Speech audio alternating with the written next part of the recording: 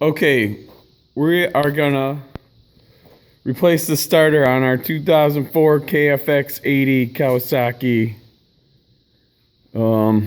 Same as a Suzuki LT80. Making this video because the only video on YouTube right now, it makes it much harder. So all we have, all the tools you need is one 19mm socket, one 8mm socket, a Phillips screwdriver to disconnect the battery, and a crescent wrench. Okay, take the seat off. We're disconnecting the positive on the battery. Pause. Okay. All right, battery's disconnected. I already loosened up the 19mm nut. It's the back one, closer to the motor, that holds the motor to the frame.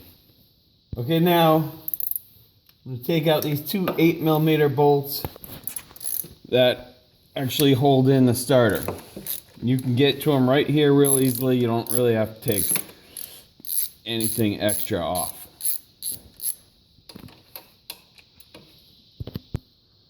Okay, here we go. We got both of those loose out. Now, all we have to do is lift this up on its tail.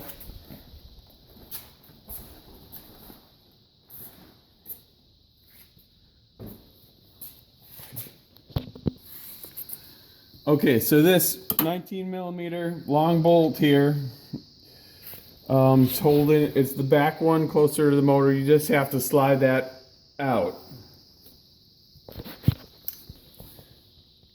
Okay, I found it easier just to kind of lift up on the motor and slide like that. So now, this whole thing, the motor will lift. You can wiggle this out of there. The whole starter. You gotta play with it, but there is room. Alright, so we lift and slide. I kick the back end over a little bit. It's out. Okay, so it's hanging by the starter wire,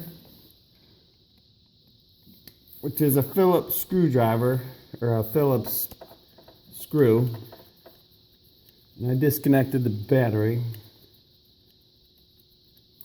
Boom, it's out. Took about 5 minutes. Try to get me right, you got it? All right, I got the new one on there. It took me like 5 minutes to get that wire on there, which you don't have to do it that way. So here we are. Fishing it up in there. Almost there. Boom. Okay.